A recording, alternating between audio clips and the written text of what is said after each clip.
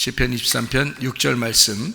내 평생에 선하심과 인자하심이 반드시 나를 따르리니 내가 여호와의 집에 영원히 살리로다. 아멘.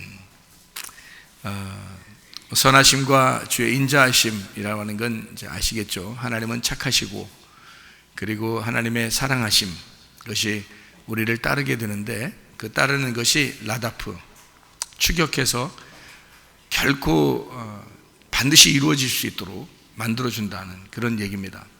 그게 이제 여호와의 집에 영원히 거하는 것입니다. 여호와의 집에 영원히 거하면 그렇게 되는 거죠. 왜냐하면 여호와의 집하고 하나님의 그 선하심하고 하나님의 그 사랑하심이 같은 거거든요.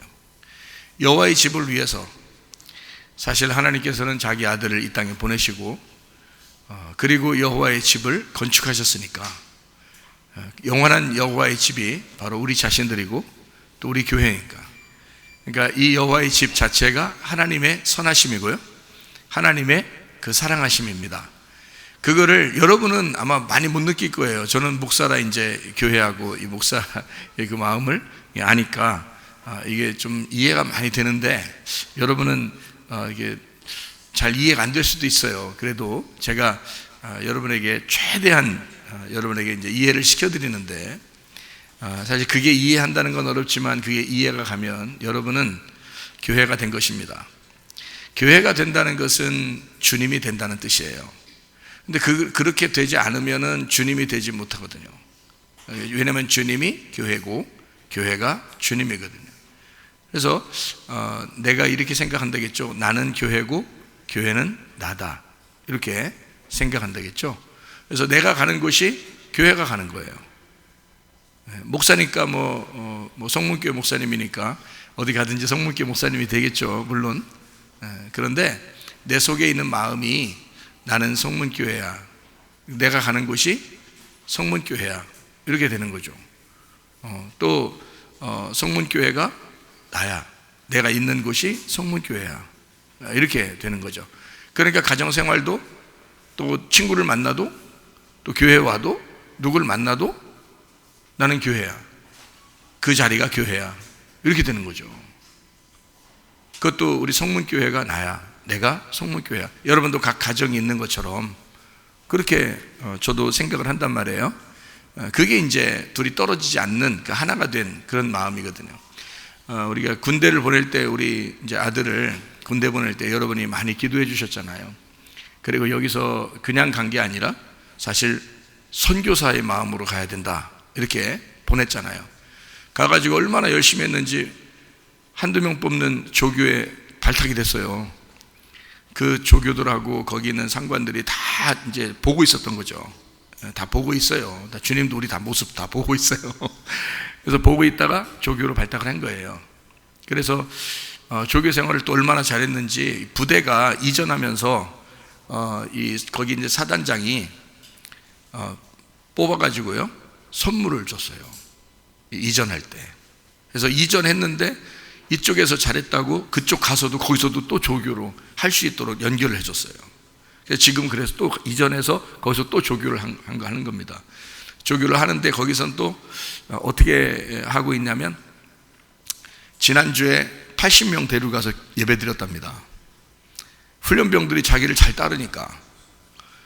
그러니까 저지난주에 80명 데리고 가서 예배 드리고요, 지난주에 200명 데리고 가서 예배 드렸답니다. 그리고 이번에 이제 휴가 나온다고, 자기들은 훈련이 끝나고 이제 휴가 나온다고 훈련병들이 편지를 다 써준 거예요. 조교님 때문에 생활을 잘했다고. 그러면 자기들은 부대에 가서도 조교님을 잊지 못할 거다. 편지를 이렇게 읽어보니까 구구절절이 그냥 자기들이 감동을 받은 게 몇 가지 있더라고요. 우리 그 조교 때문에 감동을 받은 게 몇 개 있더라고요. 그래서 자기들도 눈물로 편지를 쓴다고 하면서 그 편지를 막 써가지고 줬더라고요. 제가 복원하고 있는데요. 야, 그 참 자랑스럽다, 감사하다, 아빠보다 낫다. 아빠보다 낫다, 그런 마음을 갖고 이렇게 칭찬도 해주고 그랬는데, 진짜 처음에 여러분이 기도해 주면서 같이 이렇게 기도해 주면서 보냈을 때 선교사의 마음으로 이렇게 보냈고, 실제로 거기 가서 우리 교회 앞으로 학생들이 군대도 가게 될 텐데 우리 학생들이 다 그런 마음으로 갔으면 좋겠어요. 우리 교회가 가는, 군대를 가도 교회가 가는 거죠. 그 학생을 통해서 교회가 가는 거고, 여러분의 가정에 가정생활할 때도 여러분의 가정에 교회가 가면 거기가 성문교회가 되는 거예요. 그럼 얼마나 아름답게 살겠습니까? 주님 생각하면서. 그리고 또 지난번에 또 군종 돼가지고 또 교회에서 예배도 인도하면서 이렇게 하고 있어서 참 여러 가지로 감사하다 이런 생각이 들었습니다. 하나님께서 제가 이렇게 어떻게 뭐 돌보거나 이렇게 하기가 쉽지가 않은데 하나님이 돌보시고 계시구나 이런 거를 깨닫게 되니까 너무 감사하죠. 여러분도 가정생활할 때 원리가 그런 거예요. 우리가 돈을 쫓아가잖아요. 그럼 돈이 도망갑니다. 여러분이 자식을 갖다가 막 사랑해서 막 쫓아가잖아요. 자식이 어느 날 도망가고 있습니다. 근데 자식들이 도망가고 싶어서 그런 건 아니에요. 근데 이상하게 뭔가 틀어져요. 이상하게 뭔가 틀어진다고요. 근데 하나님을 자꾸 여러분이 쫓아가잖아요. 자식들이 따라와요.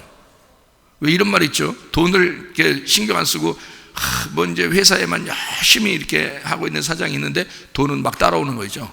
그거 따라오는 거예요. 돈은 그렇게 돼야지 부자 된다잖아요. 그죠? 그러니까 장사는 장사들이 열심히 성실하게 그 사람들 한 사람 한 사람을 위해서 하고 있는데 돈은 막 계속 이렇게 오고 있는, 이래 돈이 쫓아와야지 내가 돈을 쫓아가면 비참해진다는 거잖아요. 자식들도 아내도 마찬가지더라고요. 아내도 남편도 마찬가지예요. 막 이렇게 사랑해야지, 열심히 잘 해줘야지 이렇게 하면은 막 자꾸 도망가요. 자꾸 도망간다고. 이렇게 자식들도 마찬가지고 아내도 마찬가지고 남편도 마찬가지고 도망가요. 근데 내가 정말 하나님의 사람으로 내가 정말 하나님의 합당한 사람이 돼야지 하면은요 자식들이 붙어요.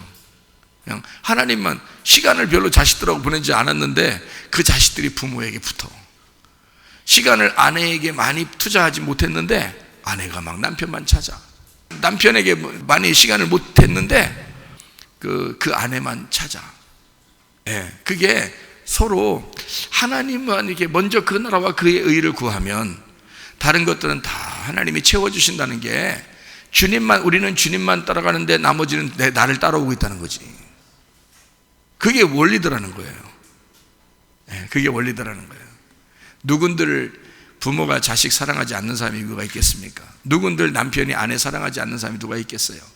누군들 아내가 남편 사랑하지 않는 사람이 누가 있겠습니까? 그러나 내가 사랑하려고 하다 보면 자꾸 떨어지는 걸 어떡하냐고. 내가 사랑하려고 하다 보면 자꾸 떨어지려고 하는 걸 어떡하냐고. 근데 주님 사랑하면서 주님 바라보면서 가고, 아내도 주님 바라보면서 가고, 자식도 주님 바라보면서 가고, 부모도 주님 바라보면서 가고, 남편도 주님 바라보면서 막 가잖아요. 막 그냥 따라와요. 귀찮을 정도로 따라와요. 주님만 바라보면서 가면은 막 따라와요. 그래서 가끔 여러분에게 상대방이 배우자가 배우자는 거잖아요. 배우는 거, 배우자를 통해서 배우자는데, 이 배우자가 나 때문에 귀찮어? 혹시? 그러니까 왜냐하면 너무 주님만을 위해서 막 사는데 자기가 자꾸 이제 따라다니려고 하니까, 자꾸 붙으려고 하니까 나 때문에 혹시 귀찮은 거 아니야? 이렇게 이야기할 정도로 그런 소리를 들으셔야 돼요.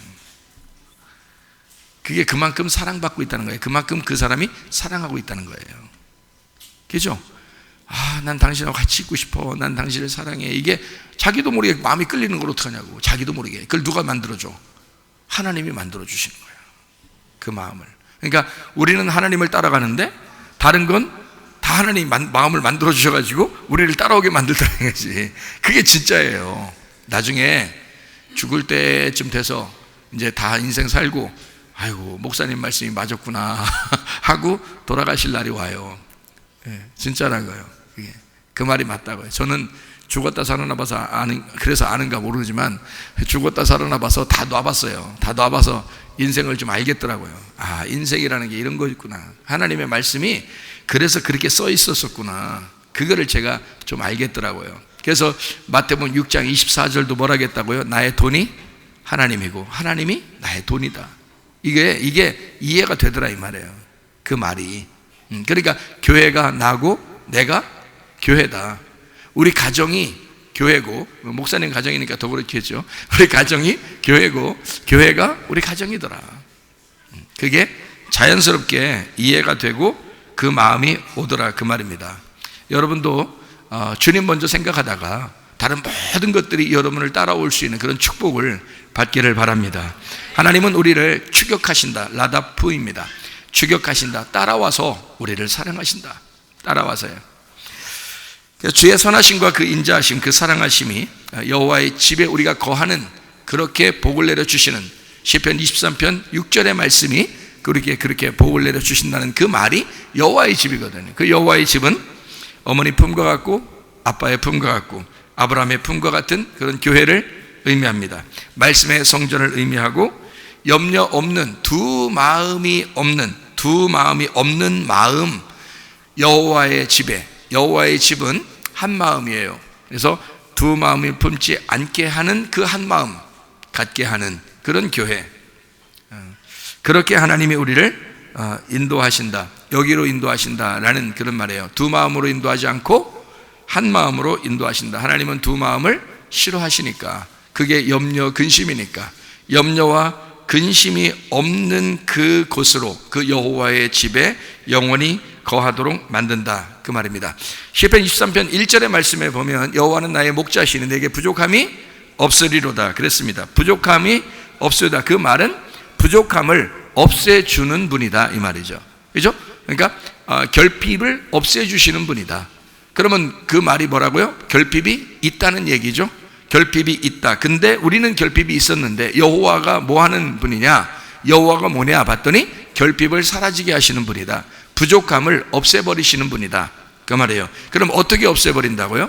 하나님이 열심히 하셔서, 하나님이 열심히 노력하셔서 하나님이 주시는, 하나님이 다 채워주시는, 하나님이 채워주시기 위하는, 하나님이 채워주시려고 하는 그것이 여호와이기 때문에, 그래서 우리의 부족함과 결핍은 사라지게 될 것이다.